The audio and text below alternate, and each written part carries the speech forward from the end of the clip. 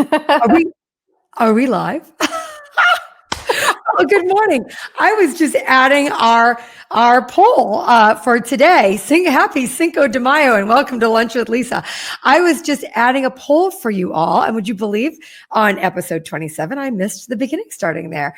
And I want to thank everybody for coming. I'd say everybody who came on yesterday, thank you. And then we had Bob Kramer, the CEO coach, on yesterday, and we put it up to YouTube, and it has had already in 12 hours the second highest YouTube views of all of our guests. The first being Elizabeth Lyons, who is a country music star, and she has 1,200. So Bob is working towards beating Elizabeth there. But so thank you for everybody in their enthusiasm for the Lunch with Lisa series. And today we have Tara Mardigan. And Tara came to us referred by a guest of Lunch with Lisa. And she said that Tara changed her life and that very few people have actually changed her life and that I had to talk to Tara. So Tara and I spoke, and then we booked her for the show, and I started promoting, and then we started getting calls and emails from people. Our friends at Smile Boston, who were the dentist to the Red Sox, were working when Tara was the nutritionist to the Red Sox. And they were so excited and started sharing the post. And then this morning, I got an email from Jamie Parker, who's host of Outside the Fame on Nessun. And she said, Lisa, I love what you're doing, and I love Tara, and please tell her I said hi. So Tara, you've got a lot of fans out there. And for those of you who don't know Tara, she's also known as the Plate Coach, and you're a registered dietitian, nutritionist, and co-author of Real Fit Kitchen. You work in a private practice with everyone from couch potatoes to elite athletes. You're also the wellness coordinator at Odyssey Home, New York City, where you help people in recovery from drug and alcohol addiction. And for a decade, you were the team nutritionist for the Boston Red Sox. And so thank you for joining us today. And the poll that I was quickly trying to get up as the show started was, how are you eating during quarantine? Are you eating healthier, not healthier, or about the same? For me, I was eating out quite a bit. So the fact that I am not eating out is a good start, I think, to my healthy eating. So Tara, thanks for joining us. And Tara, for having. You're a little frozen. So it seems that all of our guests in New York are having some internet issues. So Tara, you're starting to freeze out a little bit. But one of the things that Tara and I were talking about leading into today was a bad habit that Bob and I have started. Now, to be honest, we're eating at home a lot more than we used to, and we're really challenging ourselves to cook with vegetables more, which is fun. But we've started a Ben & Jerry's ice cream habit every night, just a little bit after dinner. And I'm telling myself that's okay because it's moderation. But Tara, what do you think?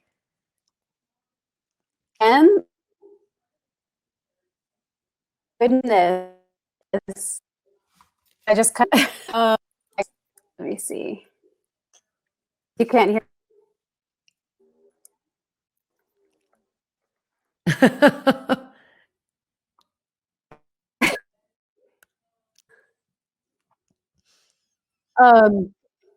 Little ways. Gosh.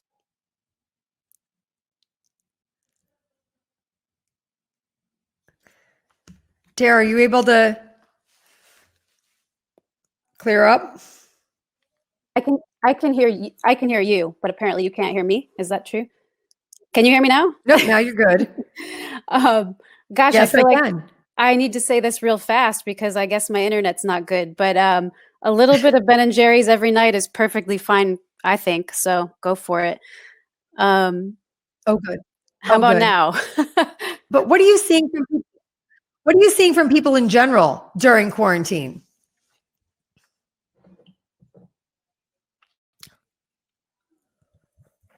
Lisa?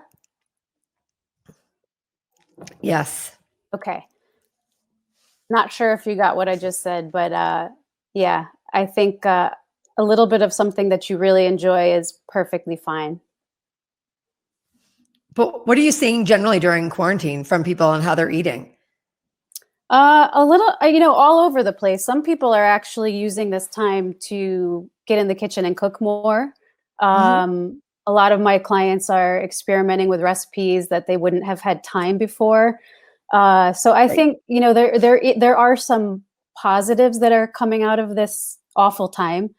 Sure. And then there's also a lot of questions about, well, should I be eating fresh, and everything should be processed because fresh foods carry a risk. And, there's just a lot of fear and confusion. And I think that's when we have to come back to just trying to take a deep breath and do the best we can with what we know. Well, there's a lot that we just don't know. So what risk could be with fresh food?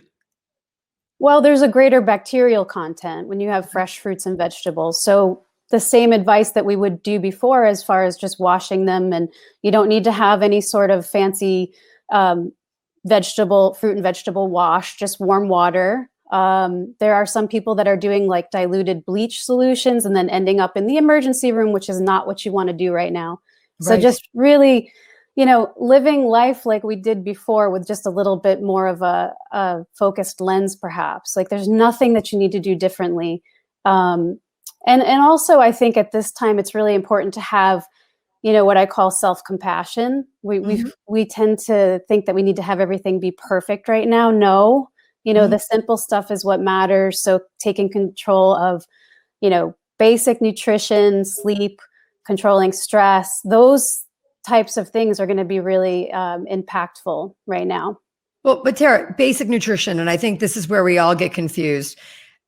Is it what should be on our plate and what should not be on our plate? I feel like I know that, but then there's the high carb diet, and then there's the low carb, no carb diet. There's the protein diets. There's anti-inflammation diets. There's diets especially to not get COVID. We're seeing all of them. What do you suggest? I wish I didn't have an ethical bone in my body, because I would be a billionaire right now if I put together a COVID diet plan, but it's just not, there is not one right way to eat. There's not good and bad food. I'm going to use an analogy here. So if we think of a baseball bat, a baseball bat is fantastic if it hits home runs for the Red Sox. Right. It's a very bad thing if it's bashing someone over the head. So trying to take the emotion out of a particular food and just having it be more about your pattern. So let's say that you're eating Ben & Jerry's every single night, because that's something that just comforts you. A little bit. Just a little bit. Tiny. But let's say that the rest of your day, you're exercising, you're eating well, lots of fruits and vegetables, good proteins, then go for it. That's if it comes that Ben & Jerry's is now your sponsor and it's breakfast, lunch, and dinner, then we might need to pull it back a bit. But I think, I think we're all just trying to get through something that we've never really experienced before. So having a bit more self-compassion for, guess what, this is going to be okay. I'm going to do the best I can. One of the things I have done that's been very helpful is I've set an alarm for nighttime. So if I want to go to bed at 10 o'clock, I'll set an alarm 45 minutes before, just to say, okay, it's time to start, kind of getting ready for shutdown mode. And that's been really helpful, because without if you improve your sleep, you improve your nutrition. So they're all connected. If you improve your stress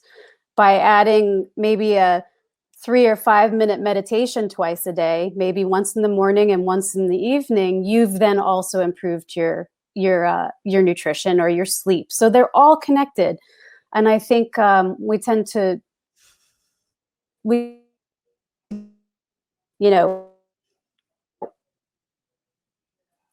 Tara, you're freezing up there.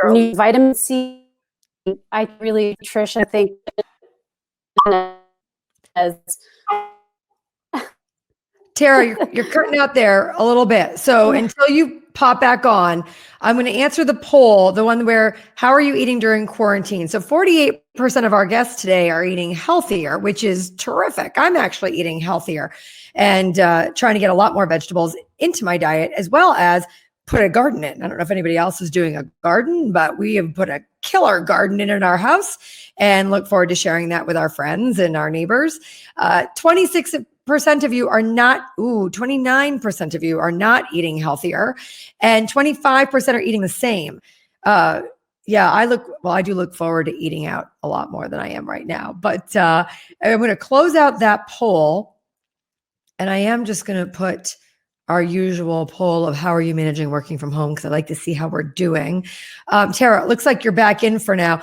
Looking to replace cut down nuts as a low carb snack or any other creative hacks like that? The question was to cut down on snacks? No, cut down Cut nuts down. as a low carb snack. Anything I mean, I think nuts are fantastic. I wouldn't cut down on having them regularly. I think it comes back to the Ben and Jerry's. It's the amount usually. It's, can you take them out, put them in a nice bowl rather than eating them out of the container, and that's the type of thing. I think setting more of an intention for having time for snacks and meals is really helpful during this time where we're sort of forced to be home more. Sure. But yeah, I mean, nuts are great.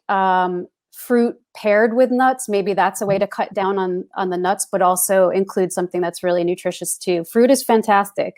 Lots of fruits and vegetables at this time, but also things that you enjoy too. There's no need for perfection. Well, there is no such thing as perfection when it comes to nutrition. So if anybody's eaten with me, they'll know. They'll be like, "You're a nutritionist." So, I mean, I think it's finding that fine line between nourishment and pleasure. We tend to forget that food is something that we're supposed to enjoy. So, our guest Maggie here says she's addicted to chickpeas now because of the plate coach, and her husband is tired of her hoarding cans of chickpeas. I didn't know chickpeas were so good for you. Well, they're excellent. They're protein, they're healthy fat, they're a little bit of everything. They're fiber.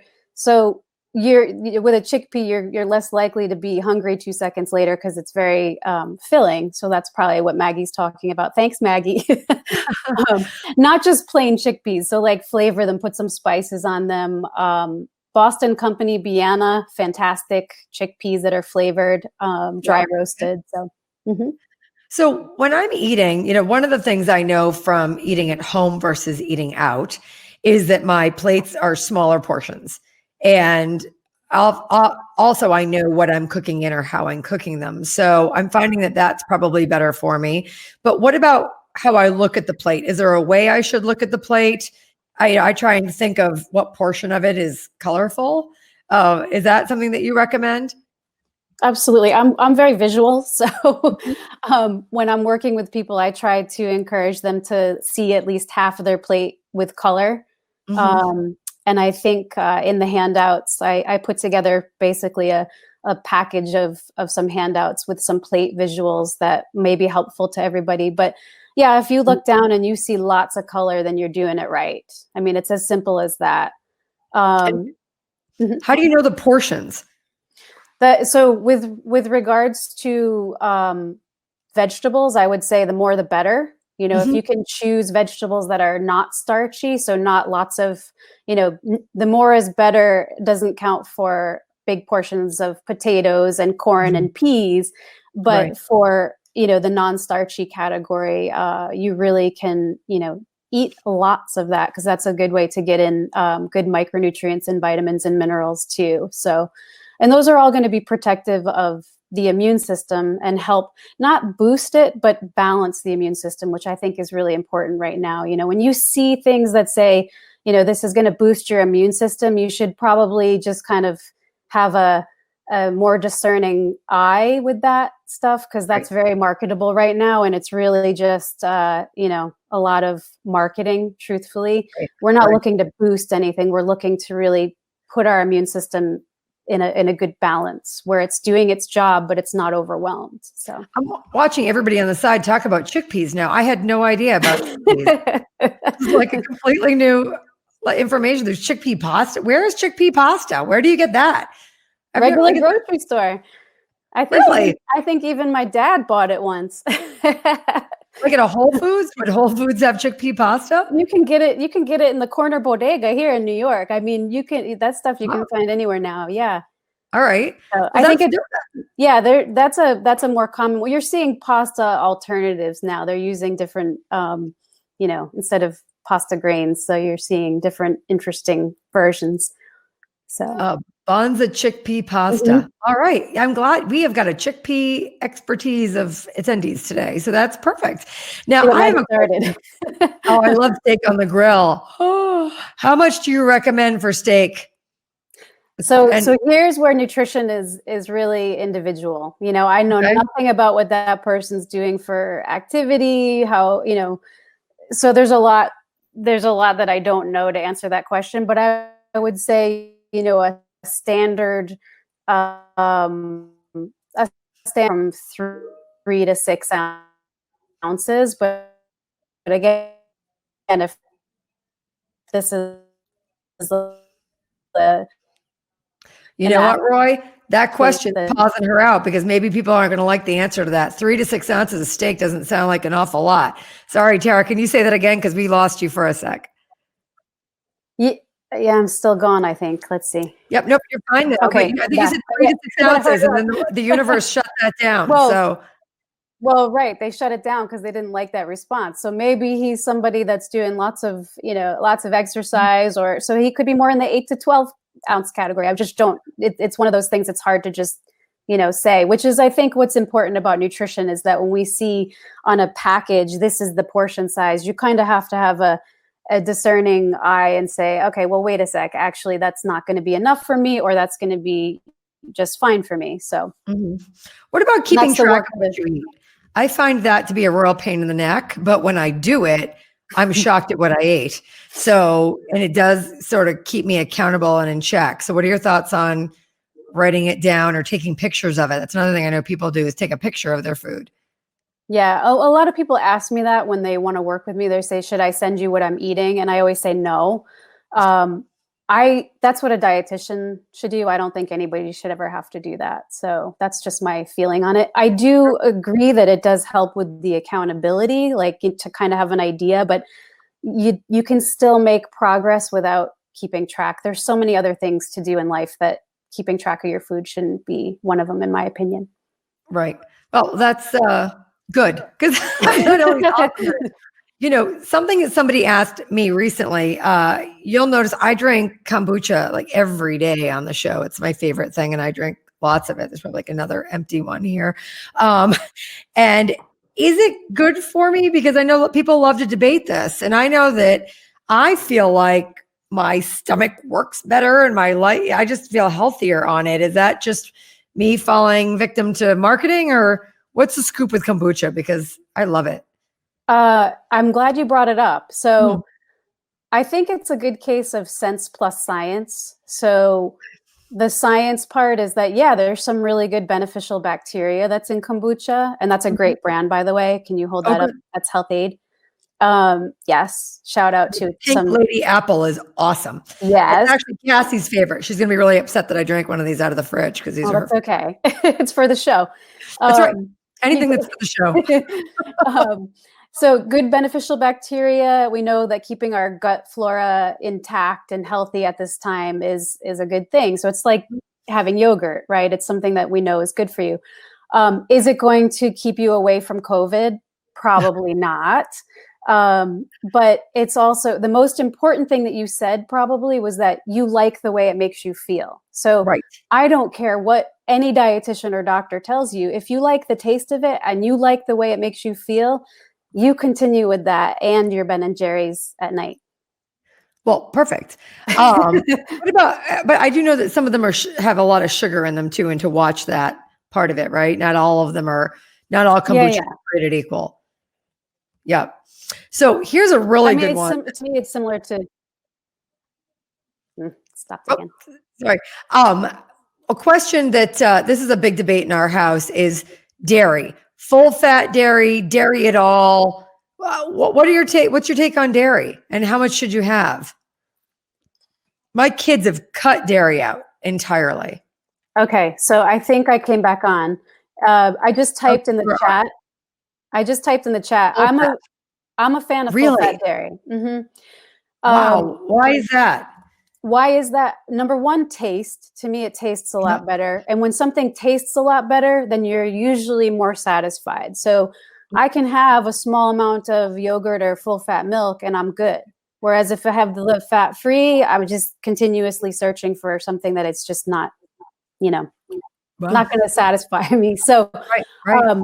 it's a great source of protein. There's also the beneficial bacteria. So I am a fan of full fat dairy. Now, that said, if I'm working with someone and they say that it hurts their stomach, or they're lactose intolerant, well, then maybe that's not a great choice for Right. them. So Right. it's, again, very individual. But if you're having dairy, I would I would advocate for full fat all the way. It's interesting that you say that if you're intolerant to it, then don't drink it. That sort of made me laugh. I'm allergic to nuts, so I don't eat them. Mm-hmm. This is sort of a segue about allergies, but something that I learned a ways back is a lot of times if there's a food that you don't like, or you really doesn't make you feel good, you may have an allergy to it. And so that's something that you should look into too. I know people who say, oh, when I eat cherries, I break out in hives, but that's all.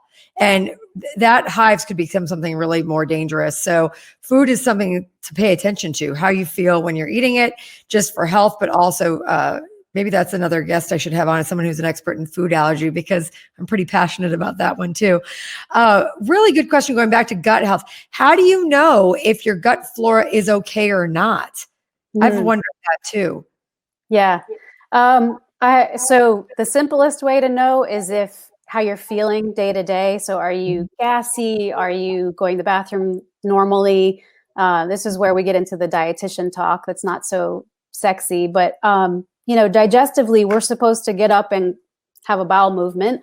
That's just the way things are normally supposed to work. Maybe your pattern isn't every single morning, but you should be keeping to pretty much the same pattern. But also how you're feeling. Maybe you're really tired and sluggish and bloated.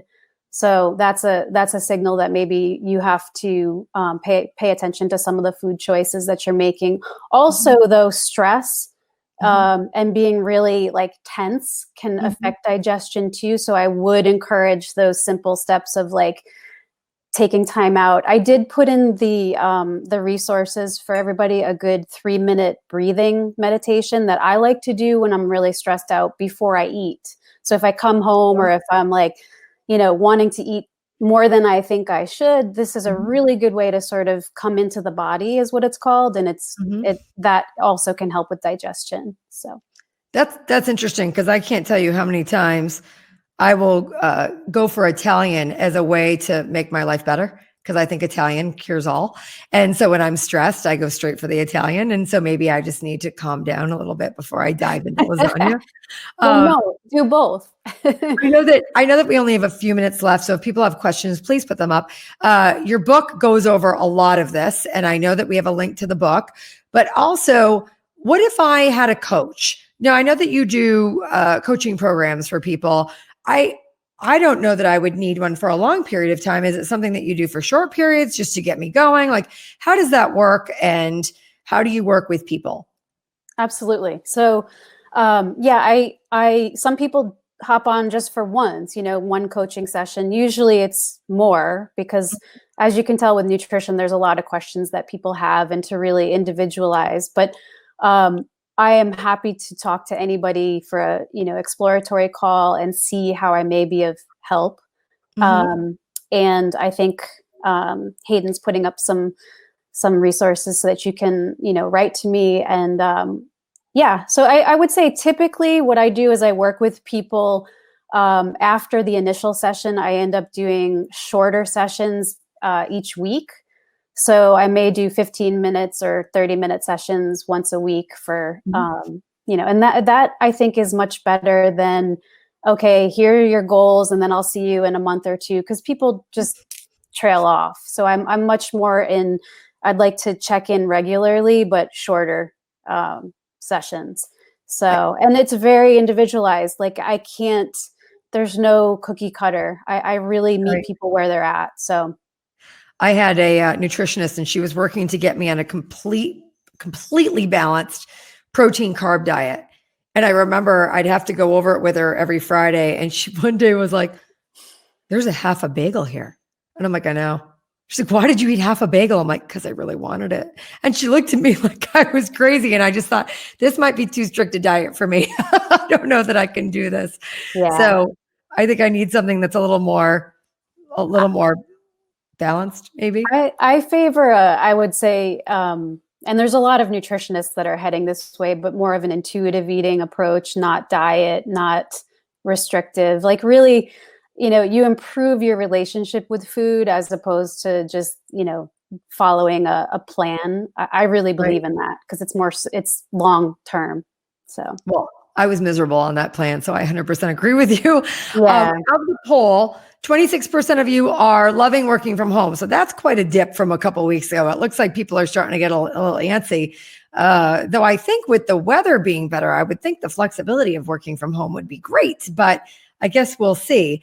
52% said it's working well for now, and 23% can't wait to get back to the office. So it does look like we're going to be like this a bit longer. So let's think about how we're eating. Let's think about what we're doing and being intentional with our food. Tara, is there anything else you'd like to add before? Oh, any tips for expecting moms? Oh, you Oh, poor expecting moms during this time. yeah. Yeah, I mean, really, I would suggest just trying to, make sure you've got good supports that can get you the food that you need and good nutrition.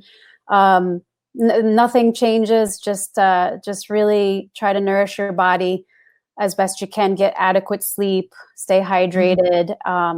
Get outside for some fresh air. Socially distanced fresh air. But try not to think about. I think all the negatives. That's one thing I will say is that I am really trying through this really chaotic, crazy time to just stay positive. I know I'm in Brooklyn, so but there's Right. so much stuff going on that is really negative. But to everybody, pregnant or not, just trying to really focus on what we do have and the positives. So. Sure. Well, Tara, thank you so much for joining today. I love that people said this was outstanding. And that's great. And, if you want to learn more about Tara, again, you can go to her book. You can go to the website. We have that link right there. Please reach out to her if she can be helpful to you. And for those of you who are loyal followers of Lunch with Lisa, tomorrow we have Stacey Wells back. She's the CEO of L'Esprit Academy. She's a cosmetology expert. She's back by popular demand. She has actually, again, one of the also highest rated YouTube views on watching the first time she was on with us. But she and I were talking, and people are starting to have some real beauty issues outside of just the gray hair since they've been home with quarantine. It might be skin related, dryness, things that you would normally go to a cosmetologist or a dermatologist. You might see a specialist for, and she'll be talking about those tomorrow. So hopefully everybody can tune in tomorrow and Cece can offer some advice on how to do your beauty at home. So thanks again, everybody. Have a great day. Bye, Tara. Thanks.